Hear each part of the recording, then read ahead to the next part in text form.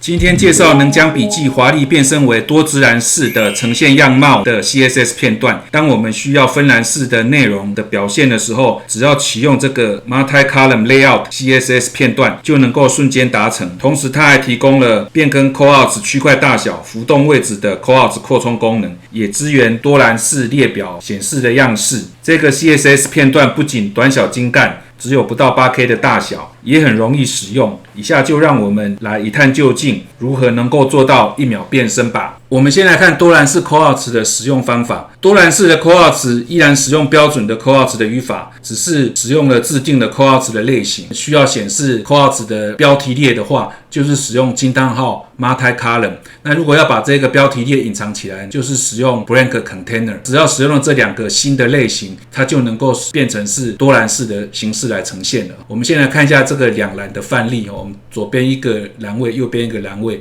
那它的用法就是使用標準的 Callouts 的語法，也就是大於空一格，然後用中括號，在中括號裡面呢用驚嘆號開頭。那它的類型呢是使用 Multi-Column。下面呢我們一樣要再用一個分隔的一個大於符號，然後後面接着就是2個大於的2個欄位了。因此也就是說 Callouts 的整個最外圈是1個大於，包含了2個欄位。那這2個欄位呢要用2個大於。那只要這樣子，我們就可以形成是兩欄式。那2個欄位中間呢，一樣用1個大於符號來做區隔。3欄呢也是類似的情況就是只要裡面有3個 callout 的區塊所以我們這邊有一個 note、一個 warning、一個 success。那它這3個 callout 的區塊中間呢，我們用1個大於來做分隔符號，它就會形成是3欄的格式。在這個3欄格式裡面一樣可以使用槽狀式的 callout。因此在這第一個 callout 的區塊裡面又含了另外一個 callout。那因此這個 callout 呢，它就會是3個大於開頭的。那我們也可以插入圖片，也可以插入影片那這個都是很標準的 callout 的用法。那4欄也是一樣只要我們中間都是用1個大於來區隔開，然後它就會變成有4個欄位、5個欄位，甚至於6個欄位都可以呈現出來。只要你的螢幕夠寬，它就能夠顯示更多的欄位。假設說我們現在變更一下這個螢幕的寬度你可以看到比如說我們這個5個欄位的因為寬度不夠，所以它就會變成是2個在一列，然後最後第5個就被擠下去了。因此 CSS 片段它是很聰明的，它會自動根據你螢幕的可以用的寬度自己來調整它的空間。因此我們用起來可以說是非常簡單，也就是只要用基本的 callout 的語法就能夠做出需要的多欄式的呈現。不顯示這個標題列的話我們就是使用Blank Container。那我們下面這一個範例就是隱藏的標題列的你可以看到它上面沒有標題列了。因此你有一些需要做分欄式顯示的內容，像雜誌類型需要有2欄或3欄的，你就可以使用這個隱藏標題列的這種方式來做處理。那我們一樣看一下裡面的內容，也就是因為我們是要多欄嘛，是3個欄位因此我們的最外圈一樣要用 Multi-Column。但是裡面的每一個 callout 的區塊呢，就是使用 Blank Container， 它就會變成是沒有標題列的 callout 的區塊因此也就可以做到這個分欄的效果了。MCL 這個 CSS 片段也提供了讓我們指定 callout 區塊大小跟它的位置的一個方法。只要在需要的 callout 的類型後面多加一個 pipe 符號，只要一個 pipe 符號，然後後面呢再來指定它的位置，左邊就用 left， 右邊就用 right， 接着再用一個減號。後面再來指定區塊的大小，那大小有大、中、小3個，就是你只要指定是 small 或是 medium 或是 large， 它就會形成是大、中、小的格式。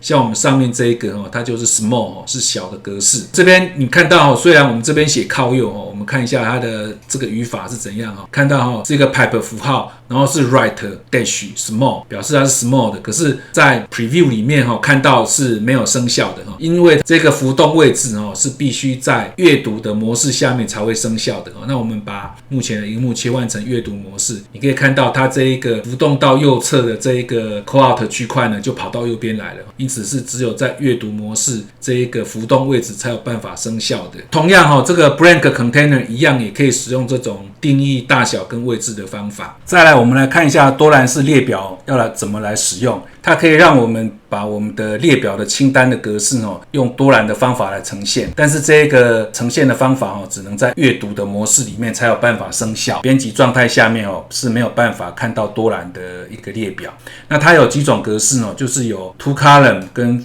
3 column。如果希望我們的這個資料是垂直式的來填充，像我們右邊這個它就是垂直式的，是1、2、3、4，然後5、6、7、8、9、10，它會自動根據你的列表的個數自動來分配每一個欄位的個數。那如果是垂直式的就是使用這個 column list。那如果說你是要水平填充的也就是左右这樣子來填充的話那就是要再多加上一個 grid。那一樣有2欄跟3欄這2種格式。那我們現在看到的這個格式是垂直的，把這一段程式碼，把這個清單我們把它複製起來放到最上面，因為我們這一些控制是必須在頁膜區裡面透過 CSS Classes 這個欄位來控制列表的顯示的方法。先把我們剛剛的這個清单把它給張貼在這個地方，然後接着我們來變更假設我要把它改成是水平的填充我就是加上 grid儲存起来。那我们可以看到我們這邊的列表的顯示呢，它就是1、2左右的方法，左右的方法來呈現的。那如果我們現在是把它變成是3欄，它就會變成1、2、3、4、5、6左右的方法。那如果我們把這個 grid 拿掉，它就會變成是垂直的1、2、3，然後4、5、6、7、8、9、10。那它這個個數還有空間，它都會自動根據你的欄寬自己能來做一個自動的配置。今天我們就介紹了這個 CSS 片段可以說它其實很方便使用，而且達成的效果也很不錯。那如果說你有需要的話可以把它安裝起来，在說明欄裡面有說明就是要怎麼來下載它就是基本上我們只要進到它的 GitHub 的網站以後，在這邊呢你就可以看到它有幾個不同的 CSS 檔。那我們用的是這個 MCL multicolumn.css 這一個檔案我們點擊進來以後，你只要再點擊一次這個 Copy Raw Contents 把這個所有的內容呢貼到系統剪貼簿裡面，然後我們再把它給貼到你的文字編輯器裡面，你再把它存檔存起来，然後再把這個檔案呢放到我們的 CSS Snippets 這個資料夾裡面也就是我們在外觀裡面找到 CSS 片段再點擊這個資料夾，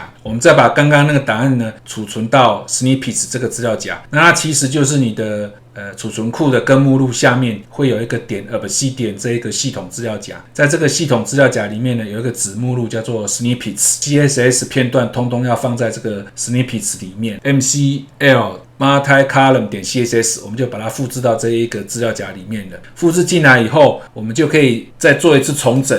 重新載入，就可以在這邊找到這個 MCL multicolumn 這個 CSS 了。那接着你再把它給啟用起來，這樣子就可以直接來使用這一些的分欄的功能了。那這個就是我們今天介紹的這一個分欄的一個功能多欄位式的，而且它可以看你的螢幕寬度多少，可以定義到非常多的欄位。那希望今天這個介紹的這一個 Quillart 的擴充，能夠讓大家更方便的來使用這個多欄式的一個內容的呈現。今天就介紹這個 CSS 片段到這邊，謝謝各位。